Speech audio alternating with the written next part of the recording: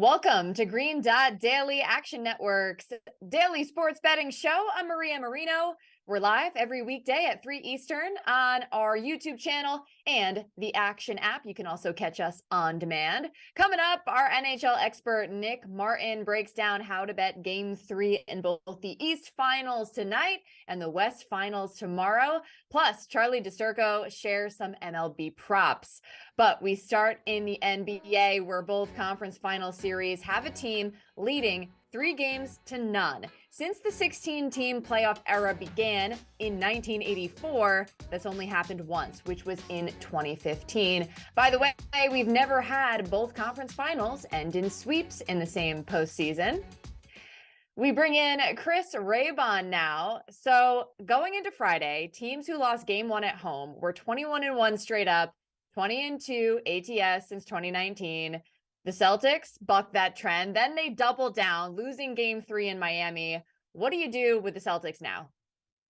So, Maria, I think with the Celtics, when you look at the past trends, it doesn't exactly paint a good picture because going back over the last 2 decades or so, teams up 3-0 going into Game 4 are 56% against the spread.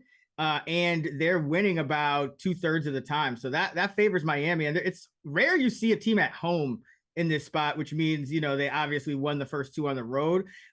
Since 2005, 5-2 for a team up 3-0 at home, 71%. And they're winning by an average of just under 19 points a game. So it doesn't look great for the Celtics here. I'm kind of waiting on, are we going to get another lineup change? Because I think at this point, it may not be about double big or single big or, whether Derek White's in the lineup or not. It may be about maybe sitting Al Horford. He's a -39 through the 3 games in this series. And I think the Celtics have looked better, whether it be Robert Williams or Grant Williams at that, as the big for them. So I think I lean Miami here. But if I do see the Celtics make that adjustment, maybe bench Horford, I think I would wait, maybe try to get Miami live if the Celtics come out hot or something like that. But either way, I think, Miami's kind of shown that they're the better team, and a lot of their regular season numbers were a little bit kind of,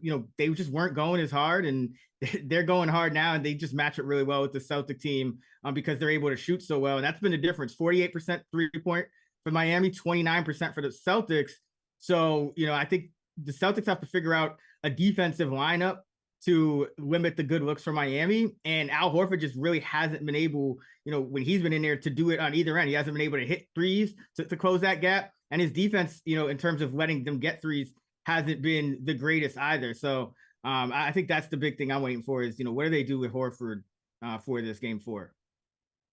I appreciate you pointing that out, because so much of the conversation has been about, Derek White in the lineup as opposed to Robert Williams, but really both of those lineups seem to have pros and cons. So, so maybe Horford is the key there. And, Miami was an underdog in all 3 of these games, ends up winning all 3 games. What can you say about just, how the betting market has shaped up for these 2 teams versus, how it's unfolded? So, in the Action app, we track something called, bet signals, and there are a bunch of different signals. And one of them is sharp action. And, throughout these playoffs, we've seen the sharps continuously on Boston here, and they're just 4-6 against the spread. Betting on Boston are the sharps, but just 2-5 since round 2 started. 0-3, obviously, in this series. And the sharps are on Boston again, by the way. And then betting against Miami, the sharps betting against Miami in this postseason are 2-9. So Miami is, on the other side of that again in this game. So the trends are saying, hey, if history repeats itself, Miami is going to pull this one out again. And the sharps are going to kind of go home disappointed in Boston again. But overall, I just think Miami has been a team it's been tough to rate them because of just the stark difference between regular and postseason. And at the same time, just because they match up so well with Boston, it's made it even tougher. So again, I still lean Miami here. I just don't know mentally where Boston's at, but I do think they need to make a change to that lineup either way. This is just the way Miami likes it, by the way. Keep betting against us. They're like all about it. They thrive off it. Okay, let's talk about the Western Conference Finals now. So game 3 was also supposed to be a hammer spot for the Lakers. That's not how it turned out. What do you make of this series? Yeah, so this one I think is a little more straightforward. This is kind of the usual 3-0 where the home team wins the first two and then goes on the road and gets the third one. So, I lead Nuggets in this one as well. But this is another one where I think, before pulling the trigger, you want to kind of look at what's going to happen with these starting lineups, because I do think the Lakers still could have an adjustment that could help them. And that would be to play D'Angelo Russell even less. And I think take him out of the starting lineup because they've been outscored by a large margin every time he's on the floor because of his lack of defense. That allows Jamal Murray to really get going early. So, Darvin Ham has been reluctant to bench Russell. He's gone with Schroeder in place of Vanderbilt. He's kind of been swapping those two guys in and out, but he hasn't gone with, Rui and Schroeder and Reeves and then LeBron and AD. So I think that's a lineup that he may want to, kind of experiment with to start the game. But if he's going to go back to that Russell lineup, I think that continues to give the Nuggets an edge, because even if that Russell lineup starting the game is only playing,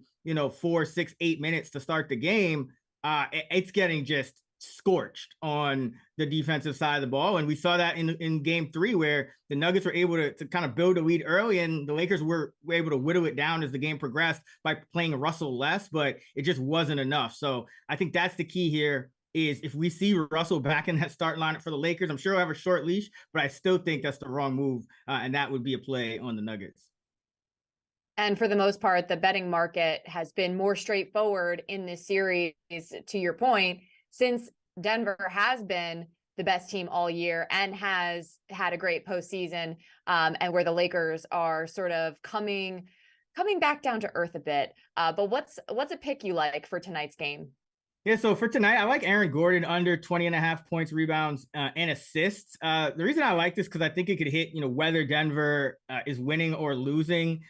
He's only had 18, 16, and 14 in the 3 games this series, so he's been under in all 3. Has Gordon obviously spending most of his energy guarding the Laker bigs, usually LeBron James, a little bit of AD.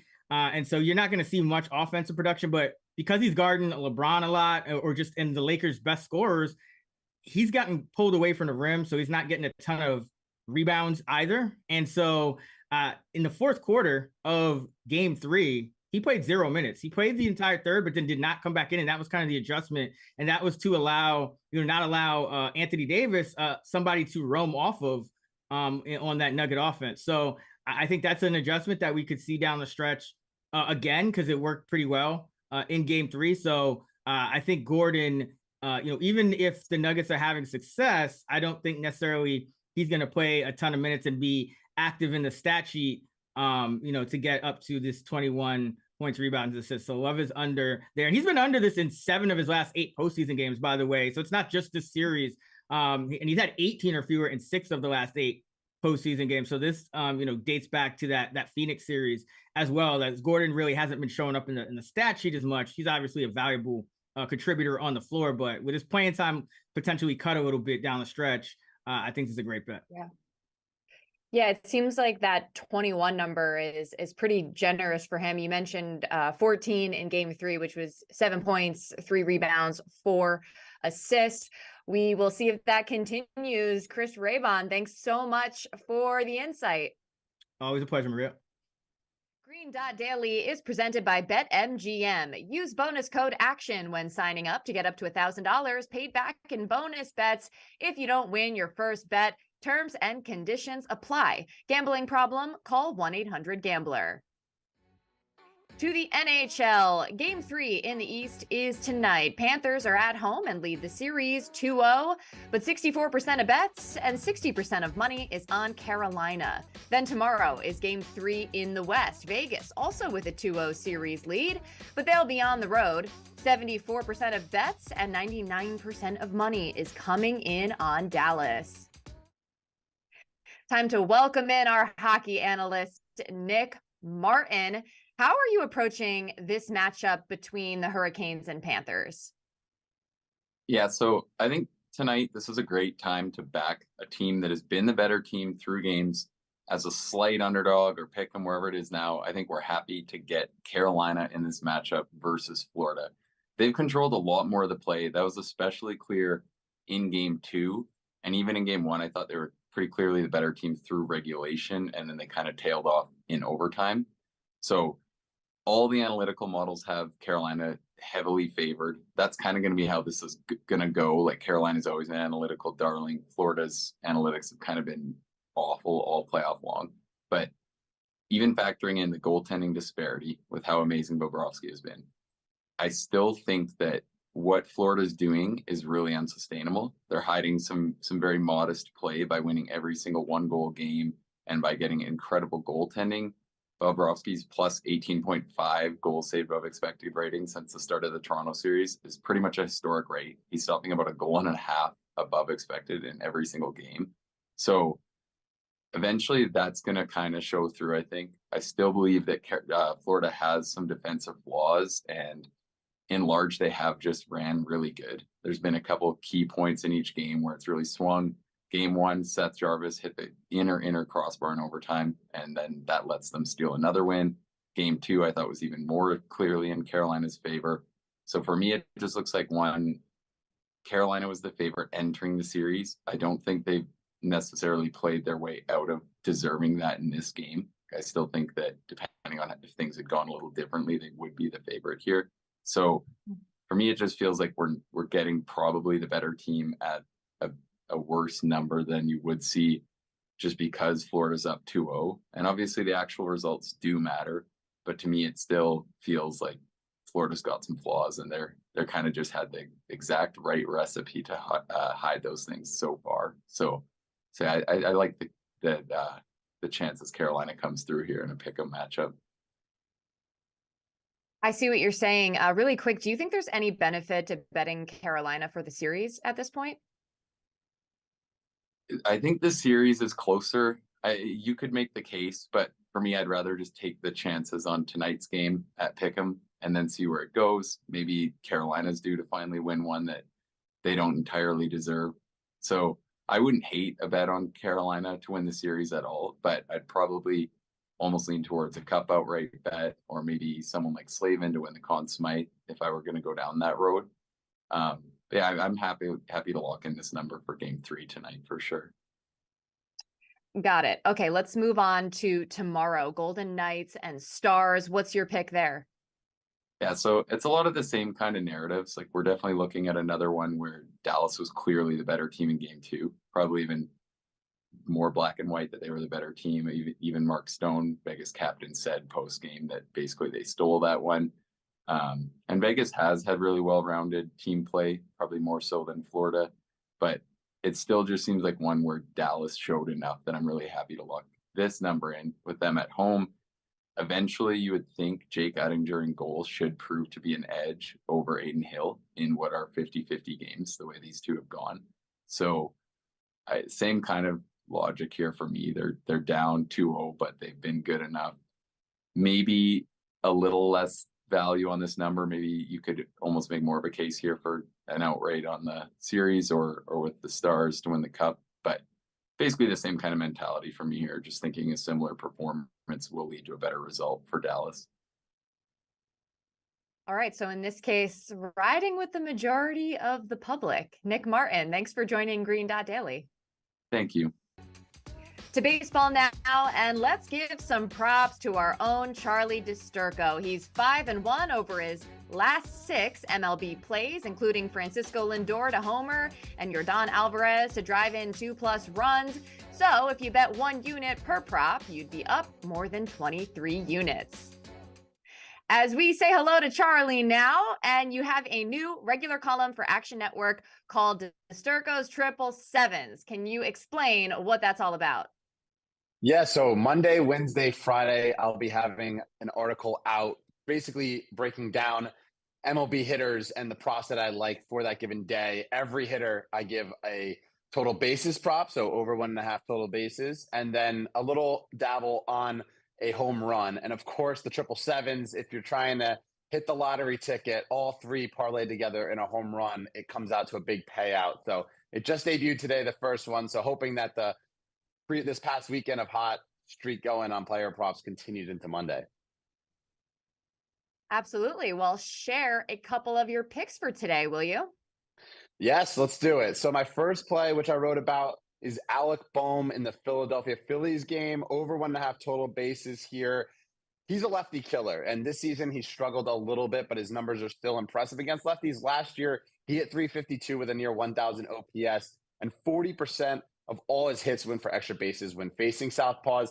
This year, you've seen him hit 3 home runs of his 5 against lefties, and his home run to fly ball rate has just increased over the last few weeks, and it's into double digits this season, which was unlike last season. So even if you're comparing how he was against lefties, this year he's getting the ball in the air more, he's letting it fly more, and he has a great matchup against Tommy Henry here. Tommy Henry, he's in the bottom 30% of all pitchers in expected slugging.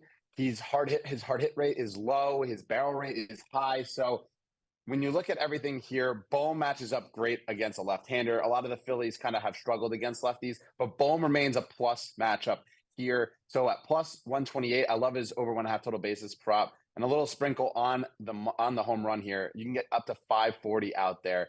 Boehm has a lot of extra base potential here, and I love the ball to fly at Citizens Bank Park.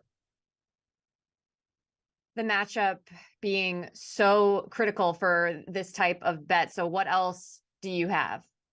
Yeah, so in the Dodgers game, this is a stacked Dodgers lineup, but one player in particular has been incredibly impressive over the last couple of weeks, and that's Freddie Freeman. Now that Will Smith is back in the lineup, Freeman's kind of sandwiched between a bunch of hitters that are absolutely tearing the ball, and because of that, they can't pitch around him. So he's inside the top 2% of all hitters in expected batting average and expected slugging. It's kind of crazy to think that this guy was someone that teams didn't really want a season ago in the offseason, and the Dodgers just scoop him up and kept him going. And now he's one of the best hitters in all of baseball. He's entering with an 11-game hit streak. He has over 1.5 total bases in 73% of that time. So not only is he in rhythm, but he's hitting these 1.5 total base props with ease. And he draws a pretty good matchup here against Charlie Morton, 8 for 15, 2 doubles, 2 homers against the right-hander. Morton, I think, is due for negative regression. He has a career low 420 expected slugging. His expected ERA is way higher than his actual ERA. So when you look at this matchup here, you have not only do you have that positive split, that righty throwing against a left-handed hitter, Freeman, but he's in such a stacked lineup. Max Muncy's tearing the leather off the ball too. So there's not really room to pitch around players. And given how well Freeman has been hitting and how well this entire season he has, especially in the last couple of weeks, I'm expecting him to go out with a bang here. So I like his over 1.5 total bases props, plus 115, and a little sprinkle on him to hit a homer here, plus 500. Great pickup for the Dodgers. Again, the name of Charlie's column is 777. So you got to go read it to get the third one and complete the trifecta. You can find it at actionnetwork.com or in the Action app. Charlie, thank you. Always a pleasure. Remember, any picks we give out here on the show, like the ones you just heard from Charlie, you can easily reference. Just follow green.daily in the Action app. We keep track so you don't have to. Green.daily is presented by BetMGM. Use bonus code ACTION when signing up to get up to $1,000 paid back in bonus bets if you don't win your first bet. Terms and conditions apply. Gambling problem? Call 1-800-GAMBLER. That's all for Green.Daily. I'm Maria Marino. Thanks so much for watching, and I'll see you again Tuesday at 3 Eastern on the Action Network YouTube channel and the Action app.